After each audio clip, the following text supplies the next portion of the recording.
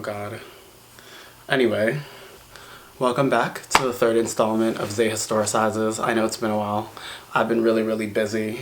I've been just trying to get things together. Lies! There you go. I've actually been brainstorming ideas, and then this is like my third time filming a video, but those other two are definitely never ever going to be seen ever. I've actually deleted them already. But it's been a very long time coming. I've been empowered recently. I guess I don't know why. It might be because of the fact that we have B7 coming, and for those of you who don't know, that's Beyonce's next studio album. I'm not exactly sure, but I feel empowered to do this video now, and I figured it was time to get this going. I know you guys have all been waiting, all 5 of you. Yes, that's right, my 3 brothers and my 2 parents. I'm so glad that I guess I'm finally doing this third video, and I've had all the time to do as much research as I need to, so let's get into it. Okay, that intro was so dramatic, and I'm over here touching my do-rag, but this is gonna be a new look now for this video. I mean, for my videos, because I like wrap this really nice and I'm proud of myself. I have a ring light now. It's the morning. I've been actually setting a schedule for myself. Like I wrote my very first schedule today, and I said that I can't wake up past 9. I woke up at like 8:50, and then I had like an hour to like, you know, get myself ready, and then I had to start preparing for the video at 10, and I was gonna start filming at 12, but then I figured that, I mean, that went over time, so now it's like 1 something and I'm filming, but the whole message behind that is that I'm being serious about my life now. Lies! There you go. In the sense that I'm actually going to be on time with my videos and on time with a lot of other things, so let's get into it. So this video, my last video, like for those of you who saw it, was on hooliganism. I don't even know why I did that. I said it was very interesting, but maybe that's the reason it's been a long time, because I've just been like why did I do a video on hooliganism? Whatever. I can't even say it right now. However, at the end of that video, I mentioned that my next video was going to be covering the, you know, the racial aspects of the blowback that we saw after the Euro final in 2020. And it's something, the video, honestly, the hooliganism video should have been about that anyway. It wasn't that interesting looking back. But what I am going to say is that I'm finally here to cover that. It ended up being this entire research project for me. It felt like I was back in school writing papers. And this video is just going to be covering a lot of what we saw after you had the England loss in the Euro final 2020, and me historicizing that, because that's what this channel is for, historicizing that and making sense of it. But also I'm going to be looking at not only the history of, you know, soccer and whenever, you know, that wears its whole ugly racist face, but I'm also going to be looking at United States sports history. And this video just ended up being my look at, you know, my research into the entitlement of racist establishments and also fans to black talent and athleticism. So that is what this video is going to be about. Alright, I'm looking at myself again. Anyway, so my last video I covered hooliganism. I covered the history of hooliganism after everything that I had seen after the Euro final 2020. It's in my little American bubble, I will admit. I had no idea what was going on outside of the fact that England had lost and a lot of people were showing their whole asses. But I did understand that there was a huge racist blowback after England lost, and there were 3 players. Well, so after the game you had, I guess, penalty kicks. I think that's how they decide who the winner is. I don't really watch soccer, and yes, I will be calling it soccer for this video, because I'm not trying to make you guys, I'm not trying to be here for you soccer fans right now, because you're the reason this is happening, okay? Not all of you, but some of you. Anyway, so there were 3 players. You had Marcus Rashford, Jordan Sancho, and Bukayo Saka, who is my countryman. He's actually Nigerian, and I'm part Nigerian. So I want to put that in there. I mean, he's English. He's English. I'm sorry, that's the whole point of this video, of course. The whole point of this video is, again, I'm looking at the entitlement that sports establishments, but and fans as well, have to black athletes, black talent and athleticism. And this instance with these 3 players is so prominent because it is like a perfect example of racism rearing its ugly head again, where it doesn't actually really need to be. But you're looking at, I mean, there's such a very long history of club soccer, you know, club football, and racism. And one thing I did like to look into this video, it was so hilarious because I actually pulled out my laptop, and when I put my laptop out, I was looking at every single example, and I'm sure it was like a fraction of the bare minimum. Every single example of like club soccer, like racial instances, times where people have been hurling racial insults at like minority players and stuff like that, and it was way too much. I was like, you know what? Girl, no, this is too much. I'm not about to be over here posting a video just about depressing facts and about how people are doing nothing about it and how fans are constantly just being generally like trashy, horrible people. I was just like, one, I'm not surprised. Of course, a lot of it involved England and France. You know, those are like the two like kings of colonization anyway. I mean, last year after you had the whole Black Lives Matter thing and people were tearing down statues, you know, Macron, who was the prime minister, president of France, was like, yeah, you know, racism is really bad, but we're not going to be taking down our colonial statues. You know, that's why we're a first world country in the first place. You know, France in itself is just, I mean, their colonialism is just, I don't want to get into it because I'm actually from Cameroon. Like, I, you know, have family from Cameroon and stuff who are like born and raised there. And Cameroon is like a perfect example of French colonialism, like till today. So I'm not even really going to get into that. But all I'm going to say that I was absolutely not surprised that France, England, and all the other colonizers were all up over there in this particular instance of racism. And there was something that I was going to bring up because Trevor Noah 3 years ago caught some flack because after the 2018 World Cup, he had basically thanked, I think he thanked Africa for France's win. And we have to understand that if you've ever seen the French team looks like they could probably be the team from Mozambique or freaking Cameroon or something, because let's be honest, you know, it's a lot of people who look like me on the French team. And France had won the 2018 World Cup, and you know, Trevor Noah thanked Africa, and a lot of French people were like, no, why would you do that? That's like not okay. Like, these are Africans. I mean, these are French people. They're not African, they're French people. And Trevor Noah was there to remind them that the only reason people are celebrating them and the only reason that people are calling them French is because they won a game for them. And that's the entitlement that we're talking about. And I was just looking, I mean, I didn't really understand it, what was going on, but looking back, this is a perfect example of what Trevor Noah was saying. So there are two quotes, not two quotes, but there are two tweets that I actually ended up screenshotting because it was like the gist of what Trevor Noah was saying. And the tweets are by two people. One of them is Ahmed Ali, and he tweeted, and this is on July 11th. This is, oh my god, exactly a month ago today. Yeah. On July 11th, he tweeted, when you win, you're English. When you lose, you're black. Saka doesn't deserve this. Saka is the youngest one. I think he's like 19 years old. And he was getting like a lot of hate. Probably like maybe like the most hate. And this is exactly what Trevor Noah was talking about. When you lose, they're going to be quick to remind you exactly who you are. And there was another quote by Oh No Sharky, and I'm going to post these quotes here, but what he's saying is, you celebrated every time Sterling scored, you cheered Saka and called him a prodigy when he was the best player on the pitch, you begged for Sancho to play, but now you want to racially abuse the players and attack black fans. Piss off, men.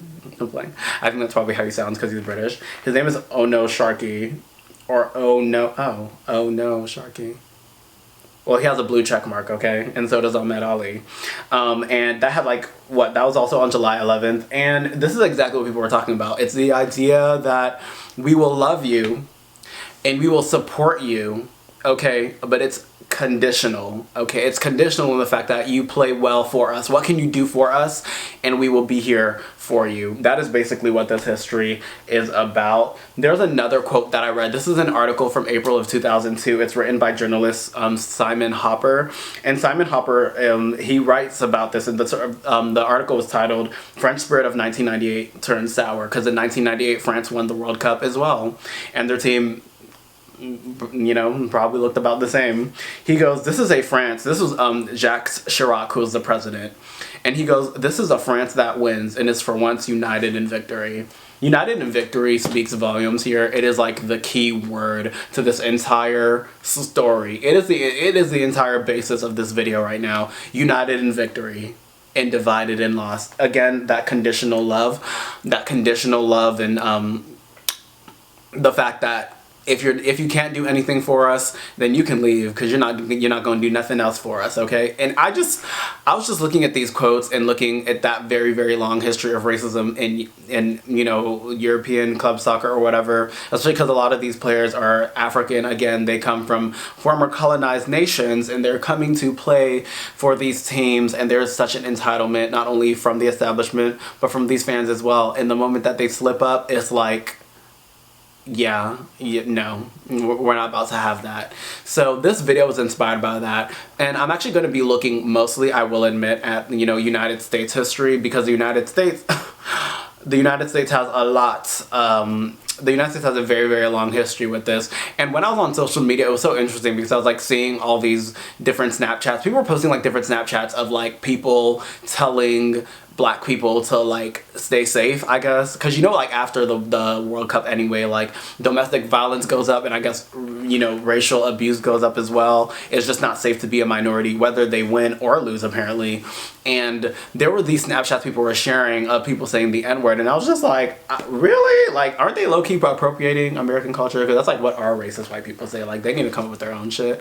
Anyway, I was just like looking at all those things, and I was like, this is so wild. This is like the hooliganism. It's over a dang ball game. But anyway, we're gonna get into, again, I'm gonna be looking mostly at American sports history, like Olympics and even a bit of military.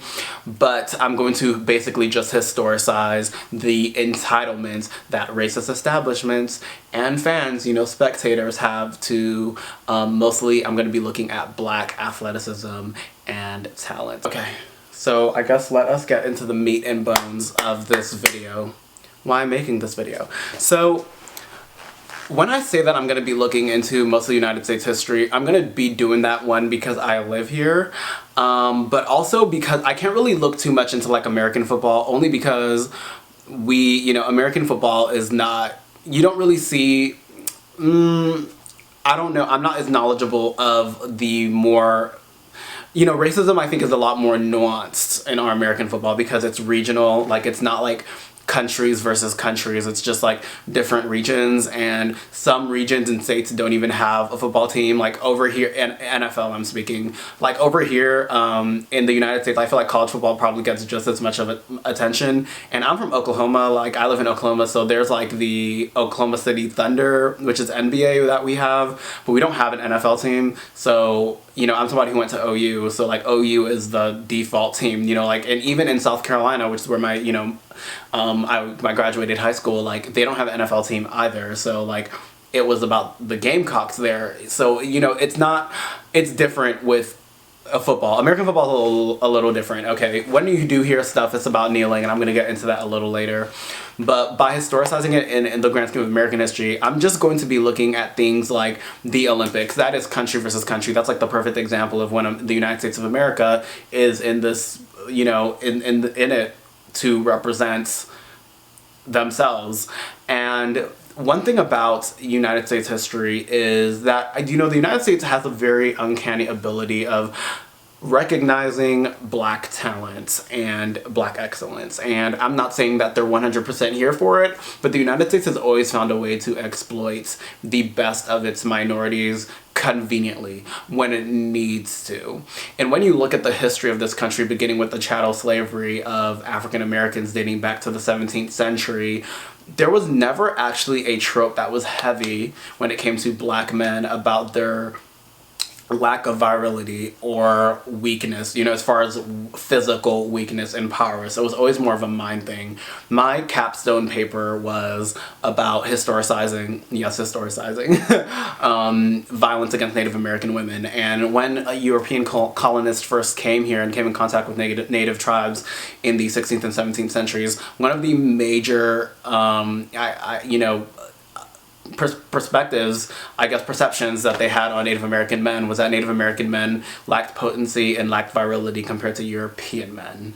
That is not really something that you see too much when it comes to Africans. A majority of Africans who came here were enslaved, and when you consider the fact that Europeans had gone and they're meeting these several different African tribes, and they're noticing that, when it's a lot hotter and people wearing a lot less clothing, there is this hypersexualization of the African that emerges. But the African almost emerges more as a body, not as a mind, not the way that they think, but more just their body. And during the era of chattel slavery in the U.S., you have the trope of the buck and the brute. The black man who is, he's powerful, he's strong. Obviously, he's doing field work most of the time, but he's also very dangerous because he doesn't have much up here. All he has to offer is his strength. All he has to offer is, his athleticism, his body, in essence.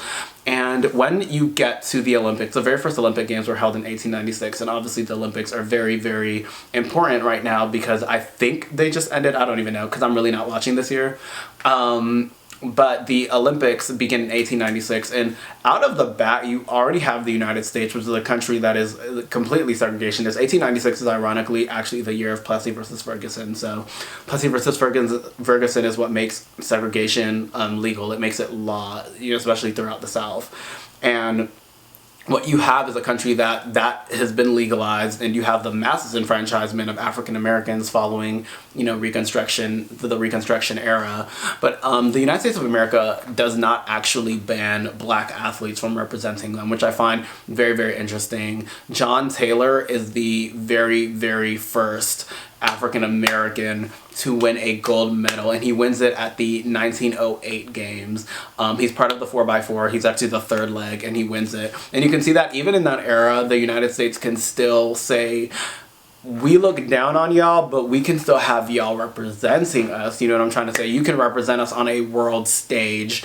And I'm pretty sure when they won, and I'm going to get into it a little bit more with some of the later Olympics, but when you see the fact that they can use John Taylor, and I do want to bring up something about John Taylor because I saw an image of John Taylor with like his teammates at the University of Pennsylvania, or Penn State, I think. There's a photo of them from like 1904. It is like the first image of college kids I've seen from the very early 20th century that actually look like college kids, minus like the forehead. They all look like they can actually be people I see on college campuses, which I find very, very interesting.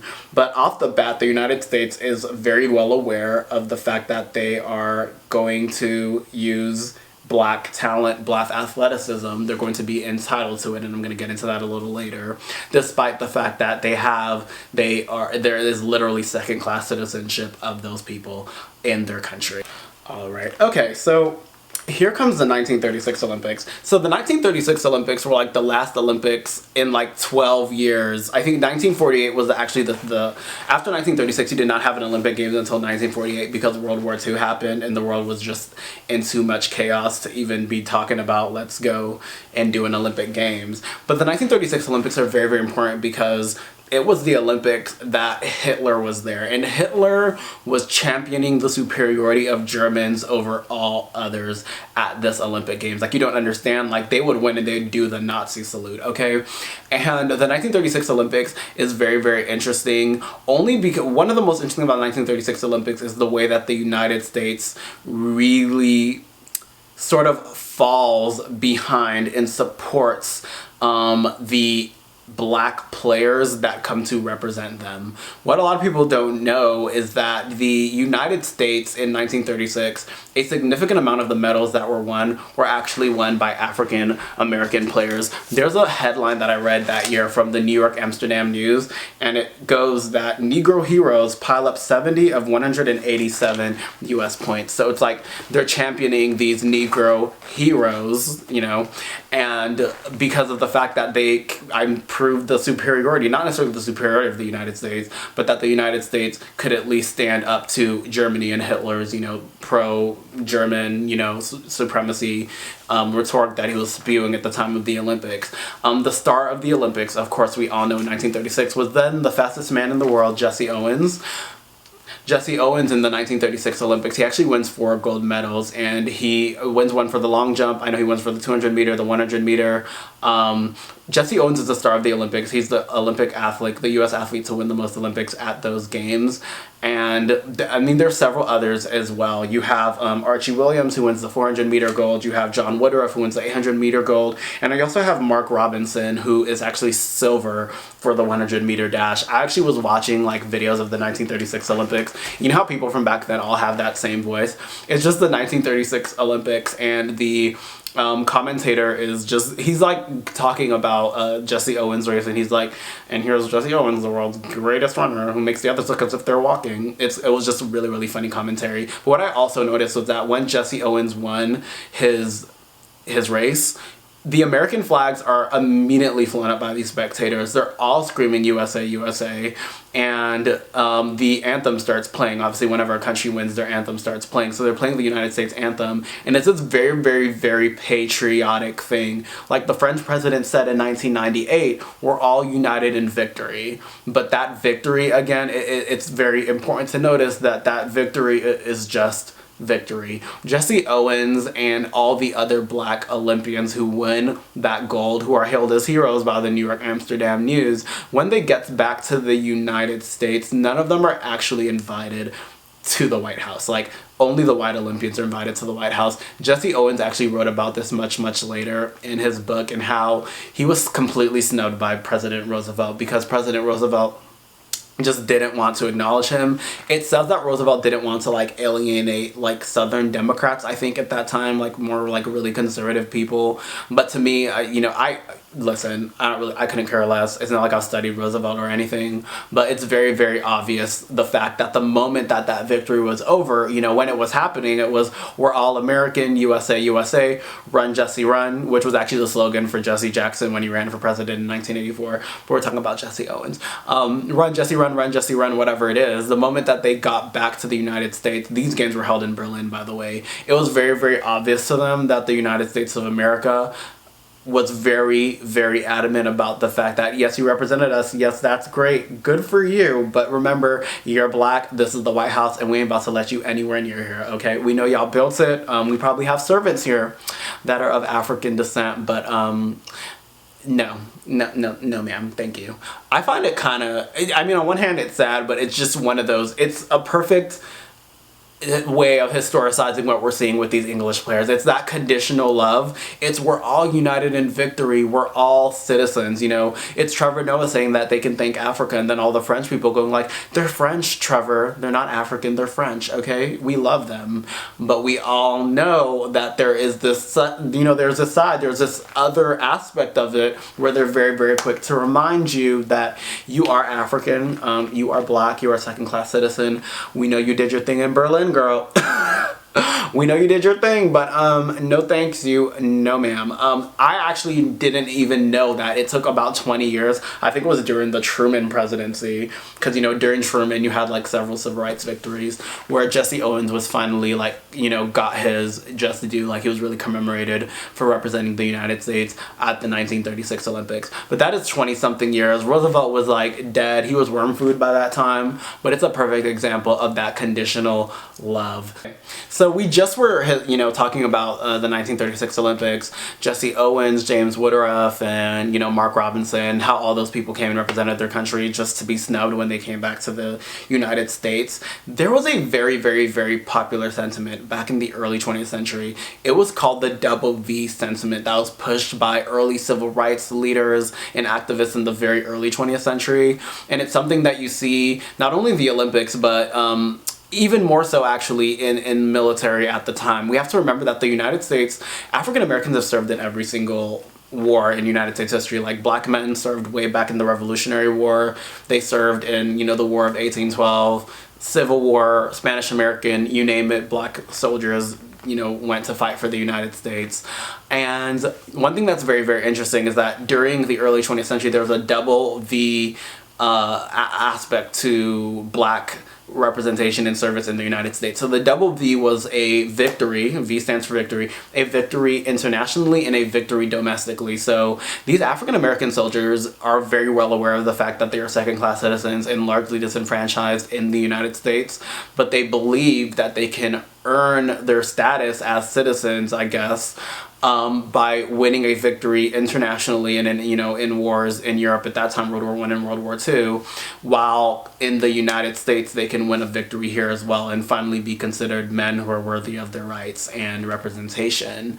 And I mean, I've always found that very strange, only because, I mean, I understand that I will never ever fault any of those black soldiers for going and even dying for this country, but it's just one of those things about, like, in my very first video, I talked about the weaponizing of the term American by conservative Americans and how America just becomes this way to basically say white people and, you know, this white Protestant caricature of what an American is, and how historically racist hate groups like the Ku Klux Klan and the White League have always been that way. And you see this even with neo-Nazism that's happening in Europe. Like, it's a nationalism that's very, very racial. You know, like for the Klan, when you look at Birth of a Nation in particular, Birth of a Nation, which is a Ku Klux Klan propaganda film that actually was responsible for the second most popular wave of the Ku Klux Klan in the late teens and early 1920s in the United States, and was also screened by our president, Woodrow Wilson. Actually, I'm not going to say our president, I'll just say the president, Woodrow Wilson, in the White House. It was the first film screen in the White House.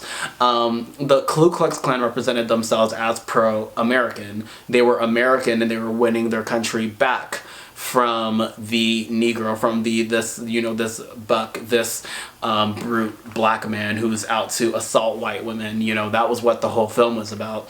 And one thing that's very, very interesting is the fact that, one, despite that, the United States could, you know, forego this, you know, very white American identity, but at the same time, they didn't ban black athletes from competing in Olympic Games, but they also wanted black soldiers as well to pick up arms and defend this country. So it's like this idea that, again, the default whiteness is that if you're white, you have deserved your American status because you're whites, because I guess they discovered this country. You know, this country was discovered by white men. Yes, there were Native Americans here and they had to get rid of them, but they discovered them, and then of course they helped build this country, of course with the help of millions of enslaved Africans, but they were there with the whips. All right, and that they already deserve being American, but African Americans have to fight to be American. You have to take up arms and die for this country to even call yourself an American. And there are propaganda posters from that period. But black American soldiers do take up arms, and they go, and in World War I, you have 380,000 black men serve for the United States military. And let us be very, very clear, when they come back after, post-World War I is actually one of the most violently racist periods in American history. Like, it is the peak of race massacres. Like, you have the Red Summer in 1919, you have the Elaine Massacre in 1919, you have Tulsa in 1921, you know, our very own here in Oklahoma. You have 1923, you have the destruction of Rosewood. You have, I mean, there's so many examples. You even have the Silent March, which was actually, you know, sponsored by the NAACP. And again, white supremacist President Woodrow Wilson does not care that you have black people protesting. He doesn't want to pass anti-lynching legislation. He actually condemns lynching later on, but actions speak louder than words, and his action was y'all hear something? No. Hell no. I'm Helen Keller in this bitch. He was dead silent, okay? And you know, I feel really, really sorry for them, and it's something that I can't even joke about, because these men went overseas to die for this country and came back to nothing. They literally came back to a lot of victims of lynching, which we always forget, were literally black veterans. So they came back to be killed because they came and they were trying to assert their autonomy in a society that didn't want to see it. Interestingly, their sons do the same thing. In World War II, over 1 million black men served in World War II, and you have again that double V rhetoric. So I'm gonna go and represent this country, and you know, I'm gonna represent this country internationally, and then hopefully, you know, when I come back, we can do our thing here, and they can recognize us, and we can deserve our place as Americans. And black World War II veterans, what makes it very, very different is that they come here and they really, things change very, very quickly. In 1947, you have the desegregation of Major League Baseball. In 1948, you have the desegregation of the military. The very last all-black regiment was in the Korean War. And you know, you have Brown v. Board in 1954, you have the Montgomery bus boycotts in 55. By the time you get to the very early 60s, you have sit-ins and very strongly anti-segregation protests that are starting to happen. And then under Lyndon B. Johnson, you have the Civil Rights Act in 1964, which completely bans segregation in public spaces. And then in 1965, you have the Voting Rights Act, which on paper, ends the mass disenfranchisement of African Americans, particularly in the South. And when you get to the late 1960s, when you get into the 60s, you have that war again. You have Vietnam. But things are very, very differently. Interestingly, you have baby boomers now, young black men of that era, who have come up and they've seen society change before them in regards to race. But now there's a war that's just generally unpopular with everybody. Regardless of race, like a lot of young people were just 100% like against this war. And you have, once again, that call to action. You guys have to fight for your country. Prove yourselves as Americans. You guys are Americans. Go fight for America. Go die for America. And African American soldiers are disproportionately killed in the war, but they're also disproportionately drafted in the war as well. And you have these boards of these older, especially in the South, older, very clearly racist white men, but they're gonna put, they're drafting all these black soldiers into the war because they don't mind, I guess, that representation. And for the very, very first time, the double V victory thing is like out the window. Like it is literally out the window. It's like, no ma'am. They're like, no ma'am, we're not. I'm sorry, we're just not going to do that, okay? And it's very interesting because in 1967, Muhammad Ali famously refuses to fight in the Vietnam War. And I'm going to read a Muhammad Ali quote that's like T, low-key, high-key T. And he said this in 1967. He goes, "No, I'm not going 10,000 miles," this is a pretty long quote, "from home to help murder and burn another poor nation simply to continue the domination of white slave masters over the darker people the world over. This is the day when such evil must come to an end. I have been warned that to take such a stand would cost me millions of dollars, but I have said it once and I'll say it again. The real enemy of my people is here. I will not disgrace my religion, my people, or myself by becoming a tool to enslave those who are fighting for their own justice, freedom, and equality." The Vietnam War was such a failure for the United States. A lot of people don't even recognize just how much of a failure the whole war was. In the United States, you have the Civil Rights Movement, and then the late 60s, in 66, you have the founding of the Black Panther Party. Things get really militant, particularly after the assassination of MLK in April of 68. You have the ghetto riots sweep across the nation in 1968, mass riots, that the summer of 1968 is just very brutal here. You have, the feminist, second wave feminism, which is really kicking off in the late 60s, and then even the gay liberation movement in, 1969 is Stonewall. And people just literally just don't care about the war. It's like, we don't care. And you're not going to get these young black men to go out there and fight in this war. And Muhammad Ali refusing to do so is like this major validation for a lot of these people. Like if Muhammad Ali, who's like this idol to us, this huge man, Ali was about 25 at the time, he was still really young. If he's refusing to do it, then I certainly don't have to do it as well either. We do not owe the United States of America anything, period. They don't think like their fathers. They don't think like their grandfathers, because the double V victory, it didn't really do much. We've had to fight for things ourselves, and we'd rather focus on what's going on here. As Muhammad Ali said, our real enemy is here, instead of going overseas to, again, the whole Vietnam War, that was part of impeding on the self-determination of Vietnamese people anyway. So that's what Muhammad Ali is saying. And you see this happen with the Olympics as well. It really seeps into the Olympics. And one of the biggest examples of this was in the 1968 Olympics. The 1968 Olympics are really famous for the ways in which you start to see the, protests that are occurring at the home front, making their way internationally. So again, the Olympics, it's the time when it's all about USA, USA, we're all together, we all unite in victory. All of a sudden, I am colorblind.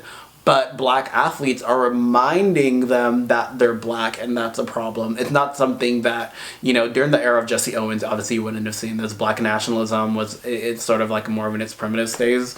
But by the late 1960s, black nationalism, the black pride movement, the black is beautiful movement is like the thing, okay?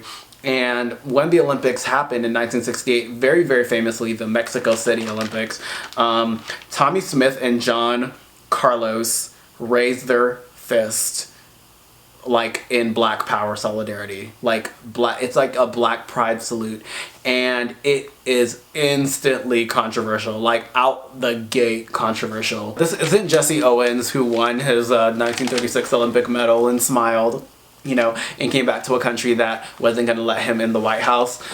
This is 1968. It's a very different time. Black Pride is like high. It's like the thing. And Tommy Smith and John Carlos going over there and raising their fist in solidarity gets them. There's a popular rumor that they were stripped of their medals. They are not stripped of their medals. They are actually, however, ostracized by the U.S. sporting establishment for that protest. Because again, the United States, it's conditional. The conditions are if you win and you're successful for us, which John Carlos and Tommy Smith, they won. Good, they were medal placers. But the other condition is, don't remind us that you're Black. Don't do all that Black stuff over there. We are American. Remember, you are representing our country, and you're representing a country that loves you. And in order to do that, we can't have this decisive stuff here. Okay, we can't have that. They are ostracized from the U.S. Olympic Committee because it's just, it's such an iconic image, and I'm very glad they did it, but it also it shows exactly what's happening in that particular era. The minds of young Black men are just different. They're just not going to fall for it anymore. They're not going to fall for this, we need you, and then the moment that you go back home, it's a whole other story. And even though by the late 60s, things have changed considerably for what they were in the 1940s and the 1910s and the 1920s, it doesn't change the fact that these men are not going, what they're doing is that they're doing it on their own terms. And the United States, the reaction by conservative America to these things is just always hilarious to me. But that's another example of it. 4 years later, at the 1972 Munich Games, you have two athletes, Wayne Collett and Vincent Matthews. What they do is they actually just flat out refuse to acknowledge that the anthem is playing. They don't put their hands on their chests. They look like they're talking and they're fidgeting. And they're banned from the Olympics in 1972. So that is another perfect example right there of that conditional love, conditional acceptance right there. One of the things that one of the things that I say again is, it's that entitlement. It's the entitlement to Black talent. It's the entitlement to Black athleticism. It's like this conditional acceptance and celebration of Black excellence. And it's all asterisk. And we all talk about like that asterisk, what they put, like we the people asterisk, the inalienable rights asterisk. It's like the United States constant way of, we are here for you, but under the conditions that you do something for us. This happened very, very recently with Gwen Berry, who she is actually an athlete who participated in the hammer throw. And Gwen Berry at the Olympic trials, I don't think it was at the Olympics, but it was the Olympic trials, she like turns around like when they're playing the anthem. And again, conservative America was fuming. People were on Twitter dragging her. If you don't want to represent this country, if you don't like the United States of America, don't represent this country. I'm somebody who's all here for peaceful protest anyway, but I do find it very interesting that, it's stuff that is still happening. It's 1968 that happened, 1972 that happened. We're here 50 years later, and I know 50 years, in the grand scheme of history, that ain't shit. And a lot of stuff could still happen between, a lot of things can happen, but it takes a while for things to change. Things change at a snail's pace. But here we are in 2021, 50 years later, and it's the exact same thing. I just find that very, very interesting. And whenever I say entitlement really is just feeling you deserve something that you don't. And throughout American history, you see this constantly with Black American athletes and soldiers and different, entertainers. It's something that you see constantly in American history.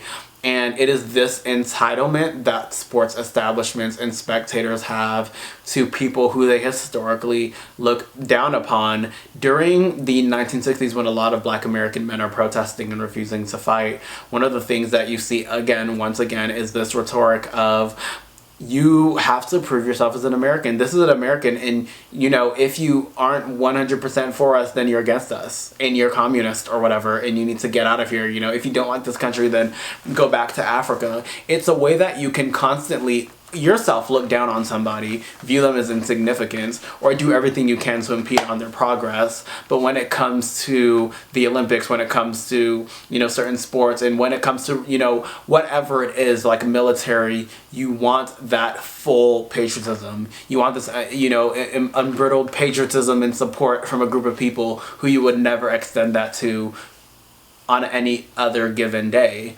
And that's what this whole thing just made me think about. You know, I feel really sorry for those 3 players, and I believe about 11 people actually have been arrested, so they're taking it very, very seriously. The Prime Minister of the UK, Boris Johnson, and then Gareth Southgate, who's forever getting a side eye from me anyway about why those were the only 3 players to do penalty kicks, Mr. Southgate.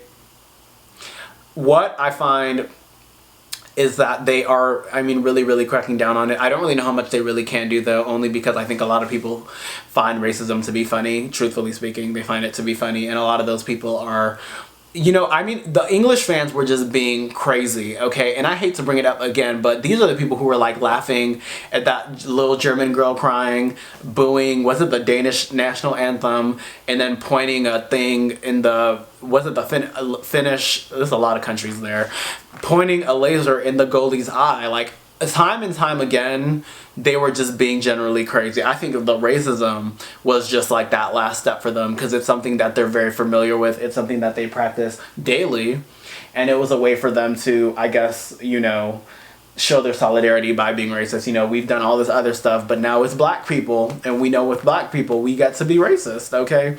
And saying the N-word, again, appropriating racist American culture, whatever it is. The whole thing was just a mess. Are you not ashamed of yourself? Are you not embarrassed? But it's why I'm making this video, and just historicizing the historical entitlements of the United States and European countries, whatever it is, to Black talent and athleticism, and just Black excellence in general, on this very conditional, you know, this very conditional acceptance that you represent us quietly, don't be too Black, don't go out there protesting, okay? But at the exact same time, win for us, be successful. If you're not, then we're not gonna like you. I do also want to bring up, though, is this focused on me? I don't know if this camera's focused. I do also want to bring up, though, that people were angry at the Olympics for banning, like, the Black Lives Matter regalia and stuff. I feel different ways about that. One of the things that I find so funny, and this was so hilarious to me last year, like, did y'all see, like, soccer last year and the year before? Like, they all had the Black Lives Matter jerseys on. Like, they were all wearing Black Lives Matter, hashtag Black Lives Matter. And I was over here like, wow, like, this is so funny, like, this is so crazy to me, because they aren't actually doing anything about it. And the fans would be booing whenever they kneeled down to show solidarity with the Black Lives Matter movement. People would be booing.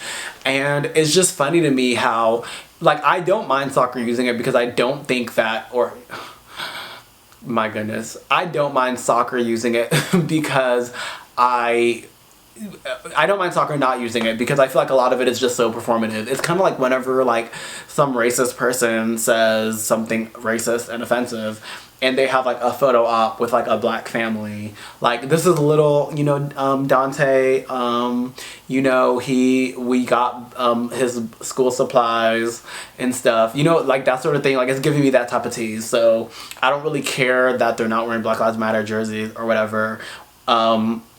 The Olympics have been highly problematic this year for a variety of reasons, but I just really wanted to look into the history and, I guess, make sense of the patterns that we're seeing when it comes to this entitlement, and why it exists in the first place. Okay, so this is my wrap up, and it's already past 2. It's already past 2, and I'm supposed to be done filming by 2. It's already past 2, but this is, yeah, it's my wrap up.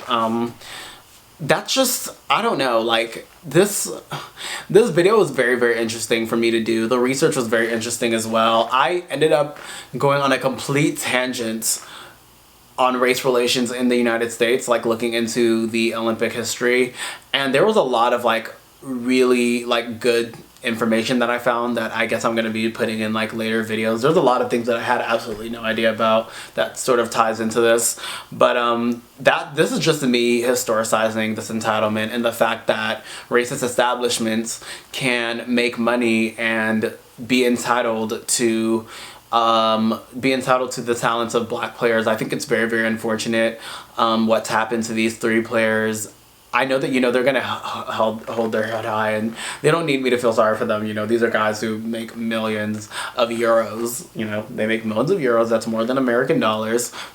So, you know, they're very well to do, and they're really, really young. You know, very early 20s. I think. You know, the youngest one is about 19 years old, so you know they're good, and I hope they learn from this. You know, it's very, you know, it's one thing to have it happen to you, but it's also something that you keep on the back of your mind, like this is exactly what happens when I guess things go left. This is what I should expect. Unfortunately, it's just the truth. It is something that you should expect, and unfortunately, it's not something that surprised me. But I just, again, wanted to historicize that. My next video, I'm not 100% sure what it's going to be. But it's, I don't know. I wanted this video to be a little shorter, and I hope it is. But my next video, I'm not really sure what it's going to be. But I know that I'm definitely going to use a lot of what I was researching just earlier today, and some of what I was looking into anyway, to at least make a video that is a lot more quality and great. Anyway, thank you so much for watching. If you liked what you saw, please don't forget to like and subscribe. Be the 6th person, please. Overall, if you like what you saw, don't forget to like and subscribe, or, you know, comment, do something, whatever. Engagement is great. And see you next time on Zay Historicizes.